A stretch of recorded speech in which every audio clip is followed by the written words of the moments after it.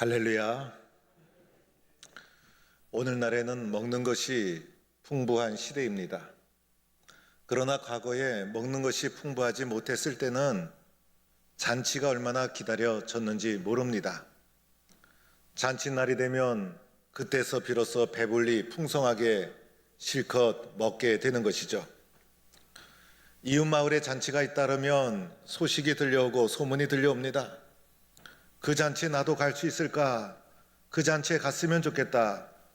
그러다가 그 잔치에서 오라고 초청을 받으면 얼마나 기뻤는지, 그래서 잔치에 참여해서 풍성하게 배부르게 나누고 먹는 자리가 바로 잔치라는 자리인 것입니다.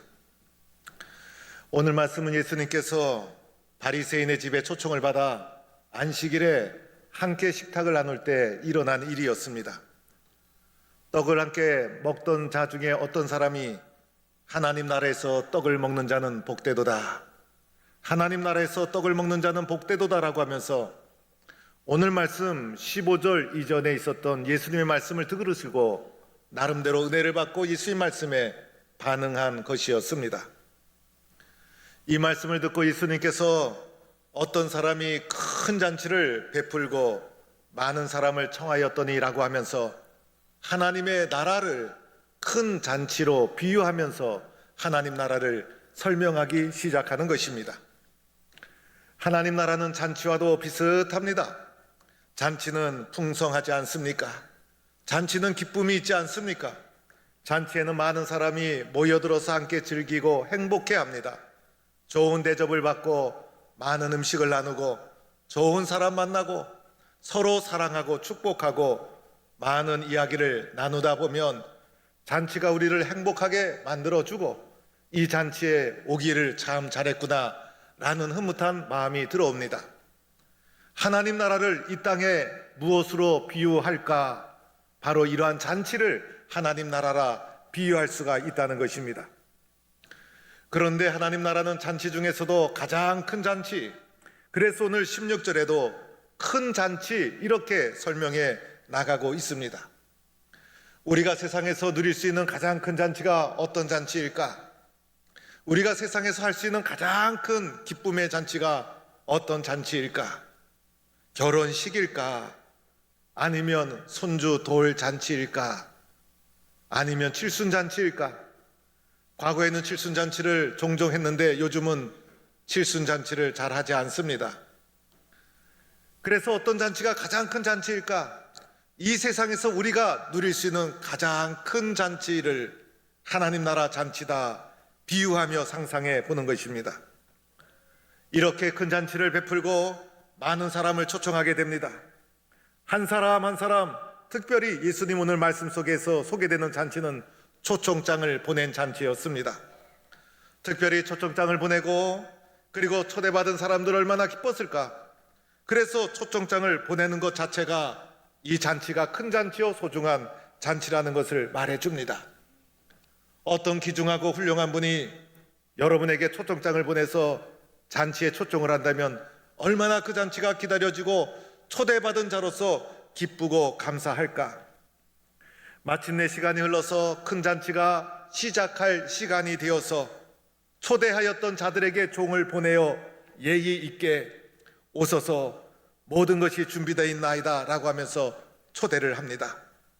매우 정중하게 예의를 갖추어 초대하는 것만 보아도 이 잔치는 수준 있는 예의 있는 잔치라는 것을 알게 됩니다. 그런데 매우 당황스러운 사건이 일어납니다. 초청받은 사람들이 오기를 거절하였다는 것입니다. 오늘 18절 말씀 일제히 다 일치하여 사양하여 라고 하면서 이 귀중한 잔치의 초청을 거절하기 시작합니다.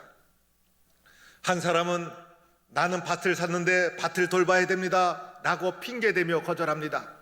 여러분, 이 밭은 꼭 이 순간 돌봐야 되는 것이 아니잖아요. 또 한 사람은 나는 소 5겨리를 샀음에 시험하러 가야 하나이다. 소를 시험하는 것 꼭 이 순간 해야 될 것이 아니잖아요. 이렇게 밭을 사고 소를 사는 나름대로 사회적 지위와 능력이 있었던 자들이었어요. 그리고 초청한 자도 매우 높은 사람이었어요. 예의 있게 초청을 했음에도 불구하고 마지막 순간에 이 잔치의 초청을 이분들은 거절하고 만 것입니다. 마지막 사람은 더 완강하게 거절합니다. 나는 장가 들었으니 가지 못하겠노라. 미리미리 나는 어떤 일이 있어서 가지 못합니다. 양해를 구했더라면 그래도 괜찮았을 거예요.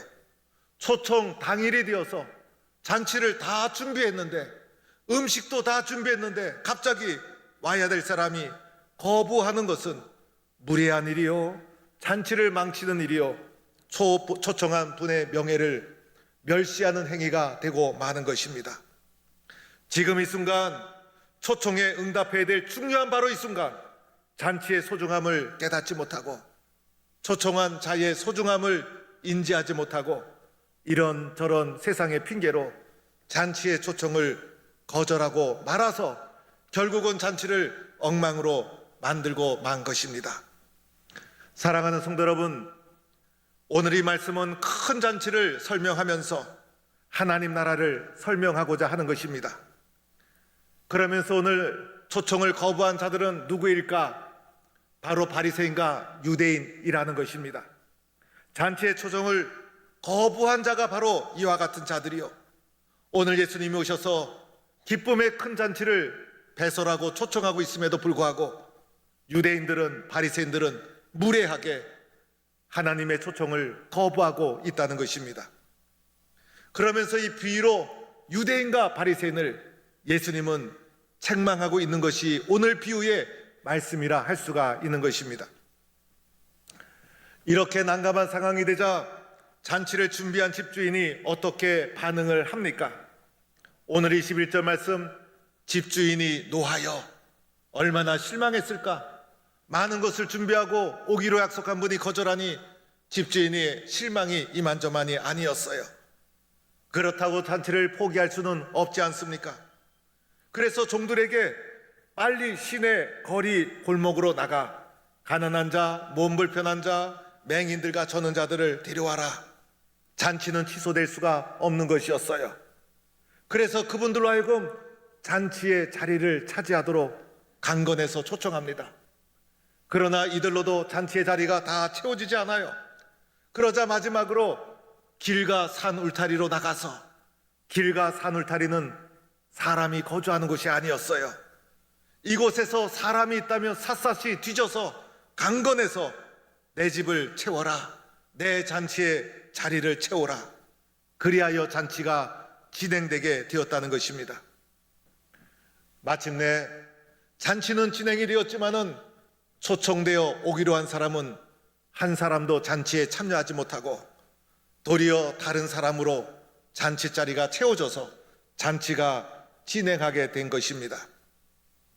사랑하는 성도 여러분, 오늘 이 잔치 비유를 통해서 우리는 어떤 말씀을 붙잡아야 될까? 오늘 이 본문을 통해서 주님은 우리에게 어떤 메시지를 주고자 하는 것일까? 첫 번째로는 오늘도 하나님은 우리를 초청하고 있다는 것입니다. 하나님의 기쁨의 잔치에 주님은 오늘도 우리를 부르고 있는 것입니다. 하나님의 역사는 초청의 역사인 것이죠. 수고하고 무거운 짐진 자들아 다 내게로 오라. 오늘도 주님은 우리를 부르고 초청하고 있는 것입니다. 그런데 이 주님의 초청을 듣고 이 세상의 작은 일, 그것을 가지고 이리저리 핑계를 대면서 많은 사람들이 초청을 거부하고 있다는 것입니다. 유대인과 바리새인들이 바로 이와 같은 자들이었고, 오늘 또한 나는 어떠한가? 나는 주님의 초청에 응답하고 있는가?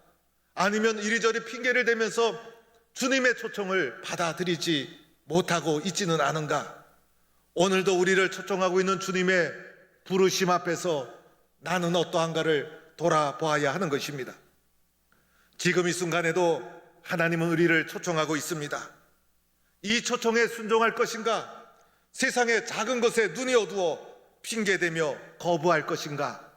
나는 무엇을 선택하며 살 것인가? 무엇을 결정할 것인가? 주님은 우리에게 묻고 있다는 것입니다. 하나님의 초청에 순종해서 하나님 나라 잔치에 참여하여 하나님의 백성으로 살아갈 것을 선택하고 결정하는 성도들이 될 수 있기를 축원합니다. 두 번째로는 오늘 말씀 속에서 너의 삶의 우선권이 무엇이냐를 묻고 있지 않습니까? 너의 삶 속에서 가장 소중한 것이 무엇이냐? 오늘 잔치에 초청해 불순종한 사람들 나름대로 이유가 있었어요. 밭을 사고 소를 사고 장가 들고 이 세상 살아가면서 기본적이고 중요한 일이라 할 수 있습니다. 이렇게 중요한 것을 우리는 결코 무시할 수가 없는 것입니다.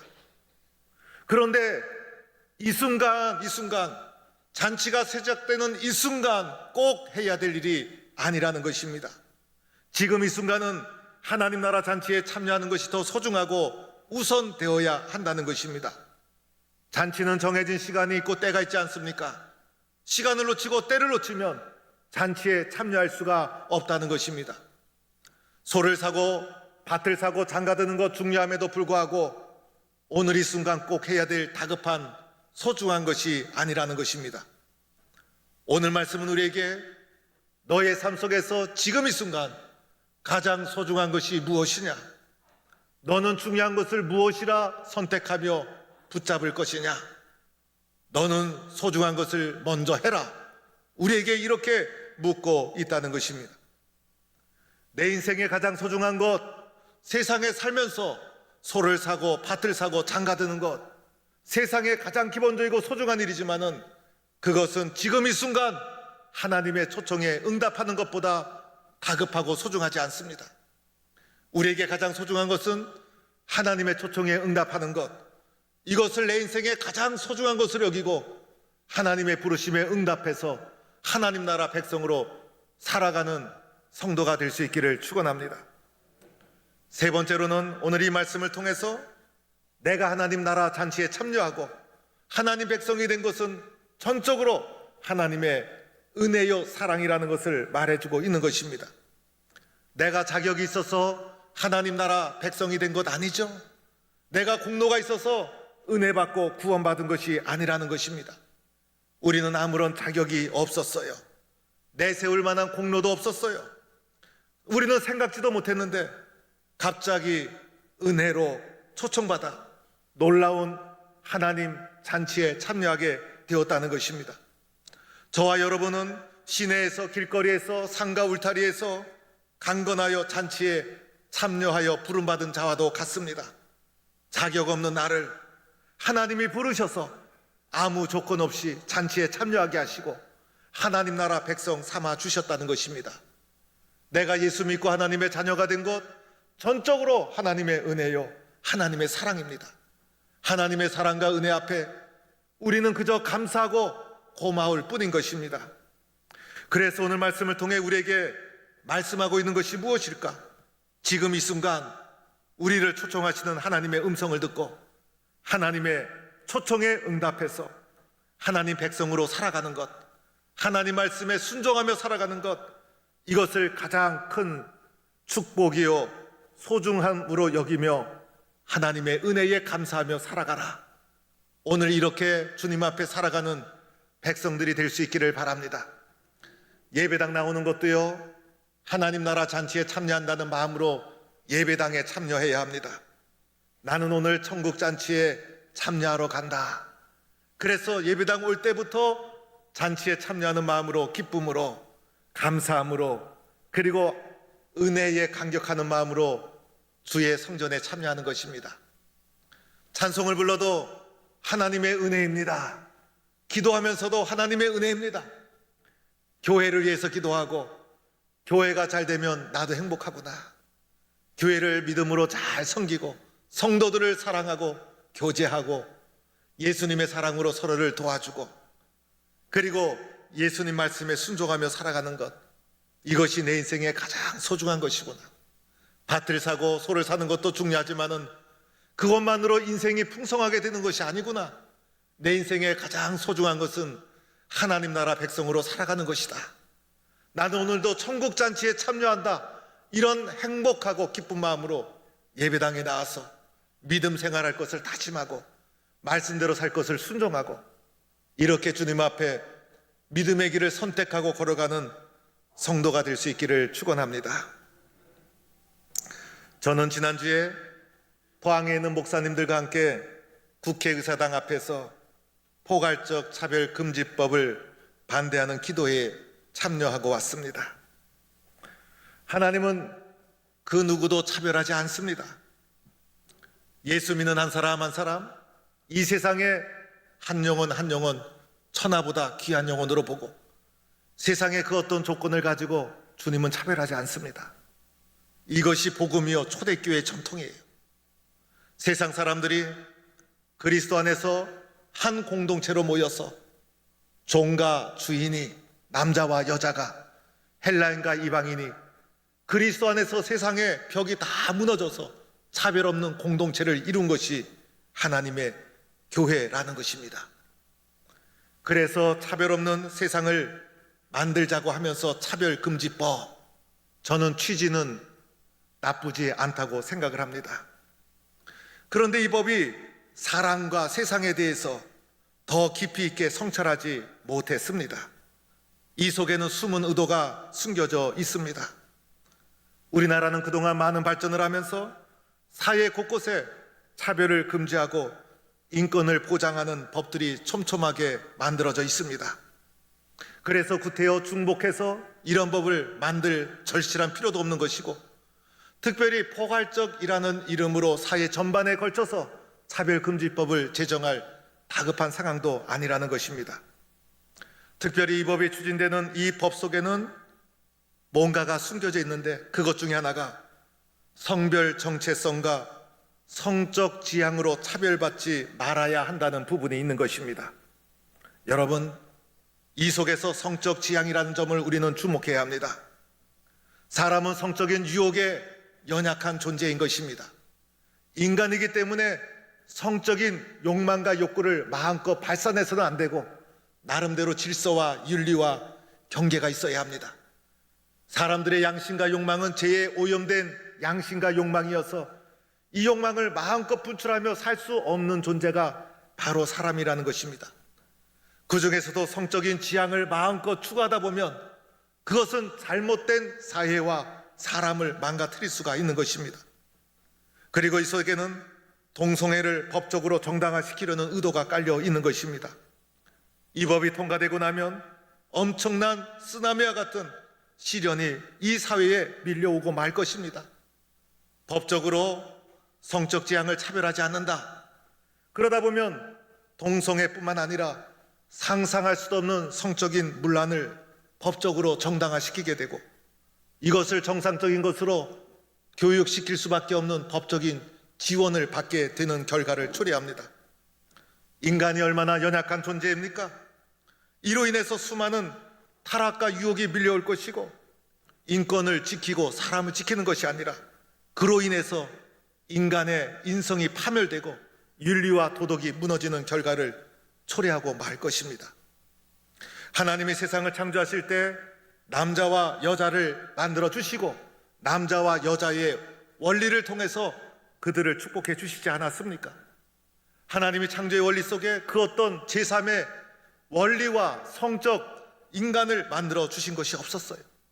그런데 어느 날 사회에서는 생물학적인 성보다도 젠더라는 사회적인 성을 만들어서 이야기를 하고 있는데, 이런 것은 후천적인 것이지 여러분 생물학적인 성 외에 그 어떤 성도 이 세상에 존재하지 않는다는 것입니다. 또한 과학적으로 생물학적으로 오늘날 인류 역사가 연구한 결과 남자와 여자 외에 제3의 성이 존재한다는 연구 결과를 아직까지도 발견하지 못했어요. 이런 가운데 성경에서도 보면 사도 바울은 동성애를 비판하고 정죄하지 않았습니까? 사도 바울이 복음을 전했던 로마와 터키, 그리스, 히랍 지역은 다신교적인 사회였고 성적인 문란이 있었고 동성애가 존재하고 있었어요.